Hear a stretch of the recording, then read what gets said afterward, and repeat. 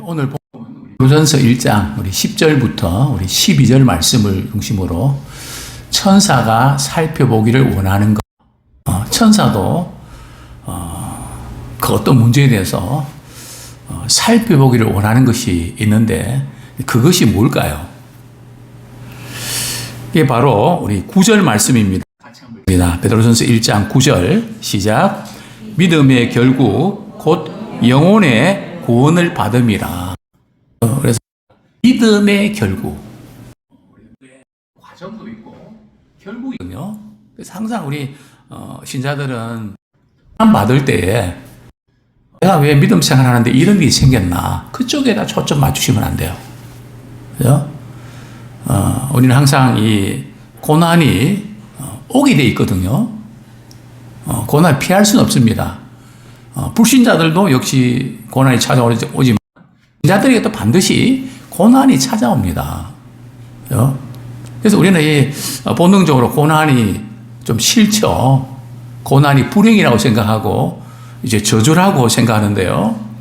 우리가 이제 요즘은 좀 그런 전도법이 좀 이렇게 줄어드는데 저희 때만 해도 전도할 때 어떻게 전도했습니까? 예수 믿고 복 받으세요. 그죠? 또 아픈 분들한테는 예수 믿고 나으세요. 또 조금 힘들고 어려운 생활하는 분들한테는 예수 믿고 잘 되세요. 그죠? 그래서 항상 뭔가 우리가 예수 믿으면 복 받고 잘 되고 병 고침 받고 한 면만, 물론 이것이 틀린 건 아니에요. 정확하게 말하면 예수 믿고 뭐 받으라고요? 구원 받으세요. 이게 성경적이거든요. 근데 그러다 보니까 예수 믿기는 믿었는데 복을 못 받으면 예수님 안 계신가? 자꾸 그쪽으로 가거든요. 또 예수 믿으면서 어떤 고난이 찾아오면 주님 주신 은혜로 고난을 넉넉히 이길 수 있는데 그냥 쩔쩔매고 마치 망했다고 생각한 것처럼 그냥 약한 생각하는 지금 사도 베드로가 지금 편지를 쓸 때에 당시 상황이 신앙의 박해, 고난 때문에 신앙을 포기하고 싶은 그죠? 이런 성도들 향해서 베드로는 바로 구원의 은혜를 강조합니다. 믿음의 결국 곧 영혼의 구원함을 받는 이것을 강조할 수밖에 없었죠. 간혹 우리는 이제 홍수가 나서 갇혀있던 사람들이 구출될 때 또 지진이 일어나서 이렇게 묻혀있던 분들이 한 분 한 분 또 구조될 때에 환호성을 지릅니다. 물론 그 일도 너무 귀한 일이죠. 그러나 정말 우리에게 중요한 것은 언젠가 우리가 이 세상을 떠나게 되고 영원한 세계가 우리에게 다가올 텐데 그때 그 믿음의 결국 그 영혼의 구원을 받았느냐 못 받았느냐. 그래서 우리는 자녀를 바라볼 때도 그 영혼을 바라보면서 그죠? 아무리 나한테 잘하고 뭐 그렇게 손색이 없는 자녀를 할지라도 그 영혼이 구원함 받지 못하면 믿음의 결국 그 영혼의 구원함을 받았는가. 이 가치가 얼마나 소중한데 많은 분들이 그것은 그냥 마치 덤으로 받는 있어도 되고 없어도 되는 물론 여기 계신 분은 그렇게 생각하면 아무도 안 계시지만 그런 경향이 있다는 겁니다. 자, 먼저 우리가 구원이라는 게 뭘 의미할까 먼저 우리 한번 살펴보겠는데요. 구원이 뭘까요? 예, 구원이란 그 말뜻이 뭘까요? 죄와 사망의 권세로부터 건져내서 영원한 생명을 누리게 되는 거. 그게 구원이거든요. 어디서부터요? 죄와 사망의 권세로부터. 참 죽음이라는 것이 얼마나 우리를 아프게 합니까? 그죠? 또 이 죽음의 배후에는 바로 죄가 있지 않습니까? 죄의 싹은 사망이잖아요. 거기서 건져내서 영원한 생명을 누리는 것. 참 우리 영생을 누리는 이게 이제 구원이거든요. 정말 우리가 이 세상에 사는 동안에 그저 이렇게 살다가 끝난다. 만약에 그렇다면 오래 사는 게 행복할까요? 제가 이렇게 많은 경우들 보면 요즘 뭐 100세다, 120세다, 뭐 90까지는 많은 분들이 90까지 사시는 것 같아요. 그래요? 근데 아프면서 90세까지 사는 거 괜찮은가요? 힘들죠. 자신도 힘들고 주위의 식구들도 힘들고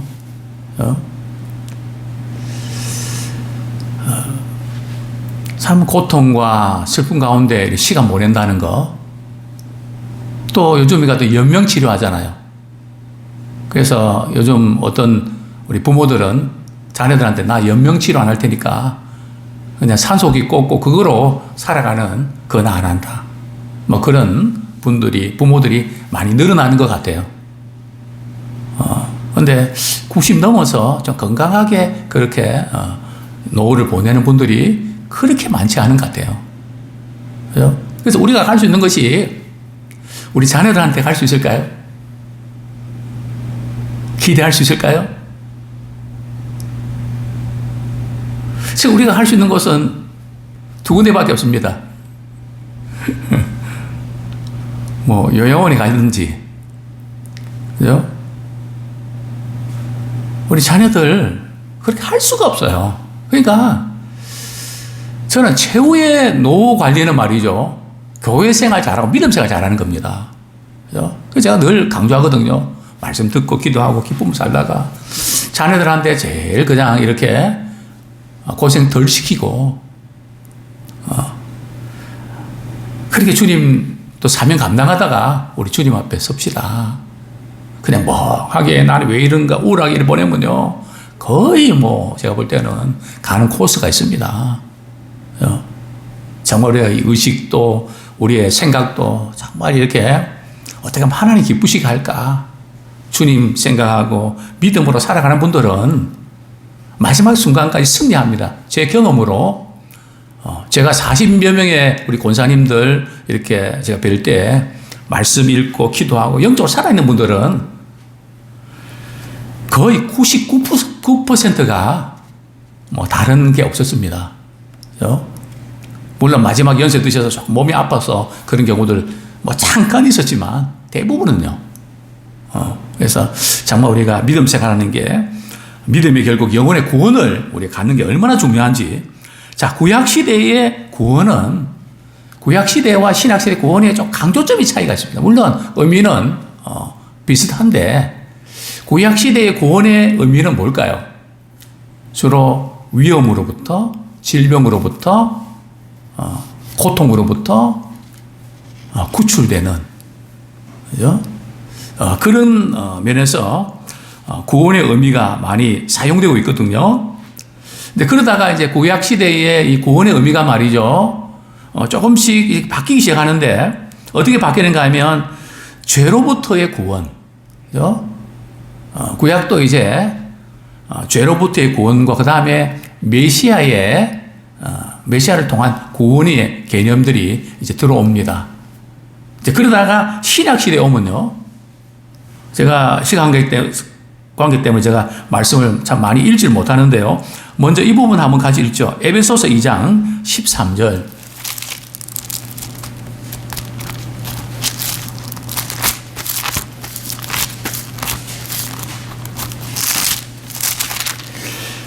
예, 에베소서 2장 13절 우리 같이 한번 읽겠습니다. 시작.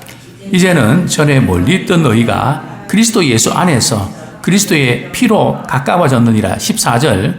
그는 우리의 화평이신지라 둘로 하나를 만드사 원수된 것 곧 중간에 막힌 담을 자기 육체로 허시고. 신약에서 구원은 말이죠, 예수 그리스도의 죽으심과 부활 사건을 중심으로 해서 구원의 말씀을 전하고 있습니다. 물론 신약시대에도 뭐 질병으로도 고침받는 것, 풍당해서 또 이렇게 잔잔케 되는 것, 그런 부분들이 없는 것은 아닙니다. 분명히 예수님 당시도 있었거든요. 그러나 조금 다른 것은 말이죠. 항상 죄사함의 문제와 이 질병과 고통의 이런 문제들이 연결되어서 말씀하신다는 겁니다. 그 역으로 바꿔서 이제 말씀드리면, 그죠? 죄의 문제가 이렇게 죄사함을 받는 그것과 우리의 질병에서부터 구원받고 이런 부분들이 연결되어 있다는 겁니다. 그죠? 그래서 우리가 어떤 문제가 있을 때 이제 중요한 것은 하나님과의 관계에서 좀 어긋나 있는 거 있잖아요. 그것을 회개하고 돌이키는, 용서를 구하고 우리 하나님께서 죄로부터 사함을 주실 때 내 죄사함을 받았느냐 하는 것과 일어나 걸으라 하는 이 부분이 거의 동시에 이루어진단 말이죠. 그러니까 우리는 고난 당할 때에 하나님께 가까이 나가면 되고 회개하고 돌이켜서 하나님과 관계를 바로 해야 됩니다. 그죠? 그러면 끝나거든요. 그래서 신약시대 구원은 우리의 생활 속에서 일어나는 여러 가지 연결되지만은 그것이 뭐와 이렇게 연해서 일어난다고요? 죄사함의 문제와 이것이 이제 신약시대의 구원과 조금 구원의 강조점이 조금 이렇게 독특한 것을 보게 되는데요. 그렇습니다.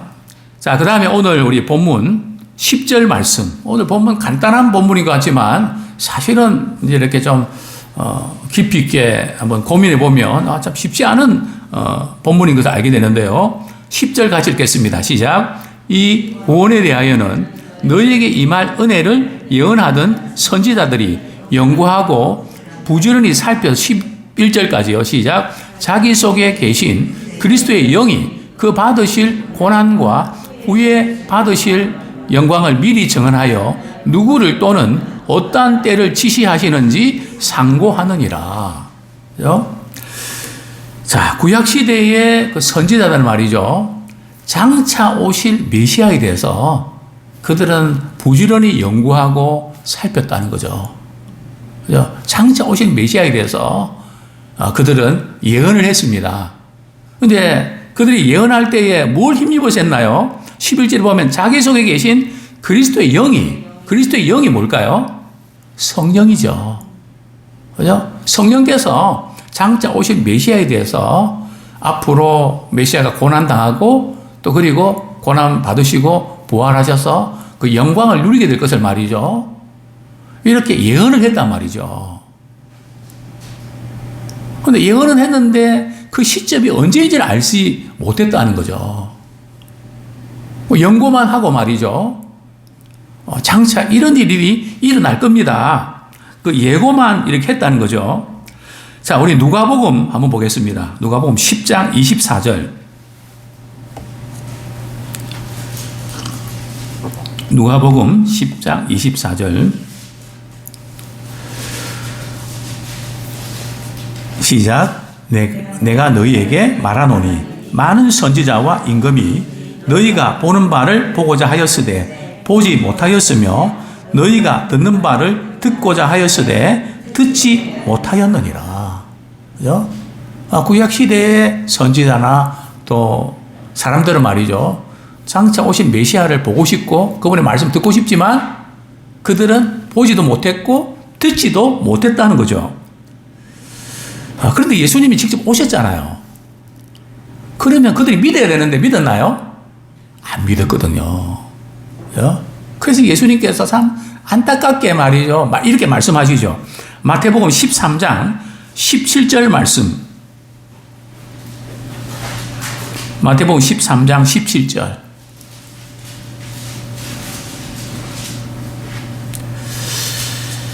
다시 읽겠습니다. 시작. 내가 진실로 너희에게 이르노니 많은 선지자와 의인이 너희가 보는 것들을 보고자 하여도 보지 못하였고 너희가 듣는 것을 듣고자 해도 듣지 못하였느니라. 참 구약시대에는 장차 오실 메시아에 대한 예언만 들었지 그분이 언제 어떻게 오실지 몰랐거든요. 근데 이제 문제는 분명히 구약시대에 메시아가 고난당하는 것이 예언되어 있나요? 예언되어 있지 않나요? 분명히 근데 그들은 지금도 말이요, 이사야 53장을 안 읽습니다. 왜요? 고난의 메시아를 받아들이기 싫은 거죠. 그래서 우리가 넘어지는 것도 그런 거잖아요. 내가 예수 믿고 이렇게 신앙생활 하는데 왜 이렇게 어려움이 생기냐. 그 고난 때문에 넘어지는 사람이 시험 든 사람들 많잖아요. 왜요? 구약시대나 신약시대나 참 그래서 그들은 이제 고난 당하는 그걸 받아들이기를 원치 않았습니다. 자, 우리 분명히 성경은 예언을 하고 있는데요. 또 예수님도 그렇게 말씀하셨고요. 누가복음 24장 26절, 27절. 우리 구원은 말이죠. 고난 없이는 영광이 주어지지 않습니다. 24장 26절, 27절 같이 읽겠습니다. 시작. 그리스도가 이런 고난을 받고 자기의 영광에 들어가야 할 것이 아니냐 하시고 이에 모세와 모든 선지글로 시작하여 모든 성경에 쓴 바 자기에 관한 것을 자세히 설명하시니라. 분명히 메시아가 고난당하고 그리고 영광을 누리게 될 것을 분명히 이제 말씀하셨거든요. 이 본문의 말씀은 어떤 맥락에서 이 말씀을 하셨을까요? 엠마오로 간 두 제자에게 말이죠. 예수님이 이렇게 말을 이렇게 건네면서 예수님께서 이제 자신에 대해서 자세히 설명해 주시잖아요. 십자가에 고난 당하시고 부활하셨는데도 같이 있던 사람들이 예수님 몰라보는 거죠. 이제 그런 맥락에서 예수님께서 이렇게 말씀하셨는데요. 자, 우리 다시 본문 돌아갑니다. 본문 12절 같이 읽겠습니다. 시작. 이 섬긴 바가 자기를 위한 것이 아니요 너희를 위한 것임이 계시로 알게 되었으니 이것은 하늘로부터 보내신 성령을 힘입어 복음을 전하는 자들로 이제 너희에게 알린 것이요 천사들도 살펴보기를 원하는 것이라. 자, 이 섬긴 바가 누군가 하면 예언자들이 말이에요. 선지자들이 장차 오실 메시아에 대해서 이제 예언했던 그것을 그들이 섬겼다 그랬거든요. 즉 구약시대의 예언자들이 선지자들이 예언했던 그 내용이 누구를 위한 것이라고요? 자기를 위한 것이 아니요 너희를 위한 것이다. 이게 자기와 너희가 누구를 가리킵니까? 자기라고 하는 것은 예언한 사람들 그 시대 예언자들과 그 시대의 사람을 위한 게 아니고, 그죠?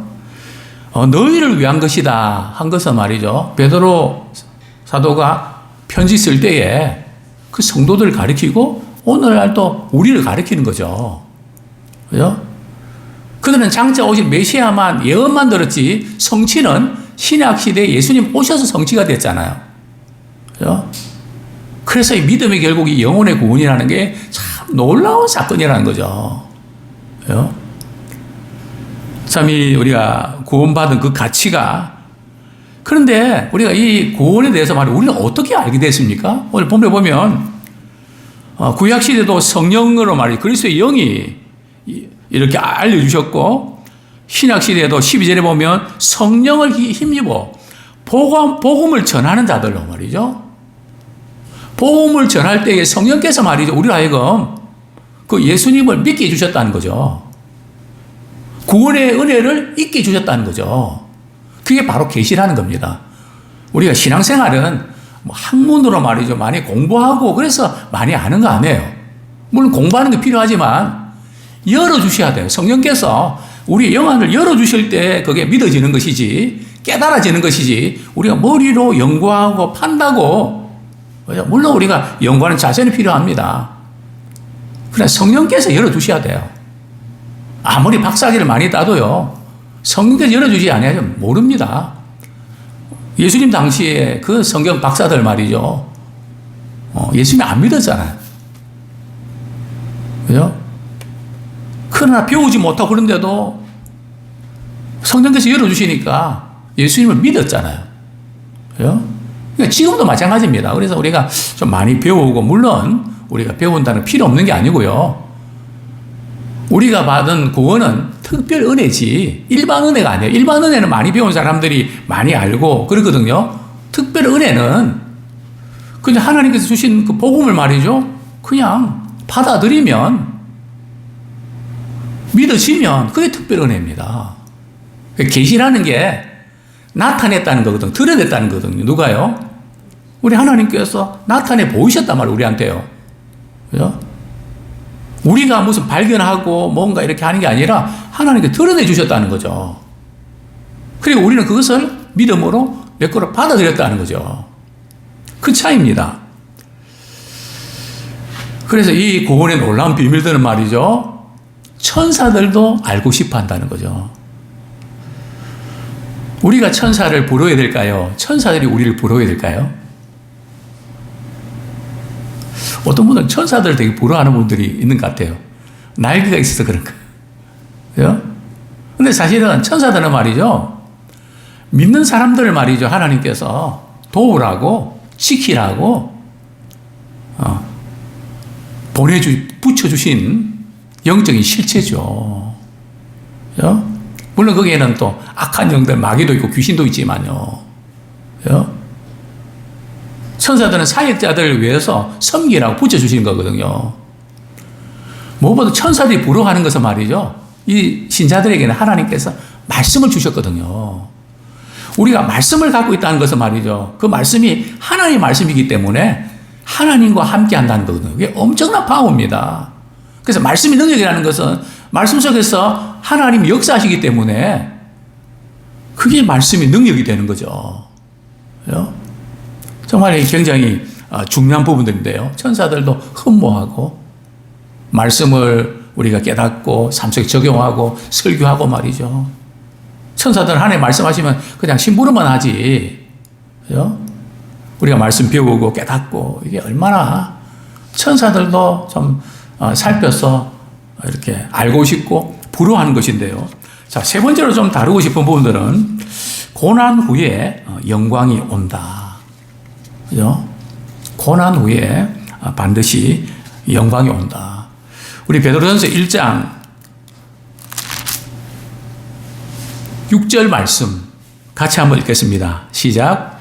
그러므로 너희가 이제 여러 가지 시험으로 말미암아 잠깐 근심하게 되지 않을 수 없으나 오히려 크게 기뻐하는도다. 우리가 이 세상 사는 동안에 우리의 고난을 우리가 당할 수밖에 없습니다. 근심할 수밖에 없죠. 생각지 않은 일들로 인해서. 왜냐하면요, 우리 예수님이 우리를 구원하실 때 하나님께서 말씀으로 창조하셨는데, 그죠?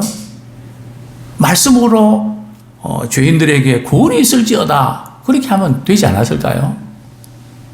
왜 아들을 독생자를 말해 십자가에 못 박고, 그죠? 무덤에 장사 지내면 되고, 왜 그렇게 하셔야만 됐을까요? 그죠? 분명히 죄의 값은 사망이기 때문에 누군가 우리의 그 죄 때문에 십자가에 못 박셔야 됐거든요. 그래서 십자가 사건은 고난 후에 영광이 있다는 겁니다. 반대로 고난 없이는 영광이 없다는 겁니다. 그래서 사실은 우리가 고난 당할 때 말이죠. 그때 불행으로 빠지면 안 됩니다. 우리 고난 당할 때에 주님의 십자가 사건을 깊이 경험하면서 십자가의 은혜를 다 깊이 경험하고 나도 주님의 십자가 지고 주님 따를래요. 그 방향으로 나가면 반드시 영광이 있고 승리가 있습니다. 우리가 당하는 고난 때문에 불행해지지 마십시오. 남들은 이런 일 당하지 않는데 왜 나에게만 이런 일이 생겼을까? 물론 인간적으로는 피하고 싶은 마음이 우리의 본능입니다. 그러나 우리가 고난을 주실 때는 반드시 하나님께서 그 고난을 통해서 이루기를 원하시는 목적이 있단 말이죠. 슬픔이 큰 만큼, 그죠? 고난이 큰 만큼 은혜와 위로가 더 큽니다. 그죠? 그렇게 해서 저는 좀 더 많은 고난과 정말 이렇게 힘든 그런 고난을 제게 주십시오. 그렇게 기도하지는 마십시오. 그런 기도 응답이 빠르거든요. 어쨌든 우리에게는 고난 피할 수 없지만 반드시 고난 후에 영광이 온다는 사실을 우리 늘 기억하기 원합니다. 영광은 말이죠. 고난의 언덕 너머 있다는 것을 잊지 마셔야 됩니다. 고난의 언덕 너머에. 만약 우리가 이전에 신앙생활을 참 제대로 안 했지만 어떤 슬픔을 당해서 고통당해서 그것 때문에 주님만을 바라보고 더 간절히 주님께 매달릴 수 있는 기회가 됐다면 그 고난은 가치가 있는 것입니다. 저는 늘 이 생각을 합니다. 이전에 제가 무술 영화를 좋아했거든요. 또 중국 영화. 그죠? 그 보면 스토리가 비슷하잖아요. 그죠? 적에게 말이죠. 아버지가 돌아가시면 아버지가 유언을 하죠. 저 왼수를 갚아달라. 그래, 열심히 무술해갖고 말이죠. 원수 갚는. 그죠? 뭐 그런 것이 영화 스토리잖아요. 그죠? 그 아픔을 통해서 말이죠. 자기 자신을 성장시키는. 그죠? 그래서 우리는 우리 주변에서 어떤 아픔을 당했습니까? 그 아픔을 통해서 우리는 상처와 불행으로 가지 말고요. 그것 때문에 다 주님 의지하고 다 주님 가까이 하고 십자가를 통해서 십자가의 고난을 통해서 부활의 영광을 누리는 그런 역전의 사람이 되기를 소원합니다. 제가 이런 표현을 썼는데요. 풍랑이 바다에 있지 바다 속에 있나요? 제주도의 어떤 해내가 말이죠. 이제 전복을 캐러 들어가는데 파도는 어디 있습니까? 수면 위에 있죠. 그러나 바다 안에는 풍랑이 없거든요. 그죠? 어쨌든 우리가 삶을 살아갈 때에 절망만 보면 절망적인 인생을 삽니다. 그래서 항상 우리는 그 너머, 구름 너머 햇빛이 비치듯이 고난 너머 또 주님의 영광이 빛나는 것처럼 우리는 항상 믿음 안에서 어떤 고난이 와도 이 구원의 놀라운 은혜 때문에 고난을 넉넉히 이기는 믿음의 사람 되기를 축원합니다.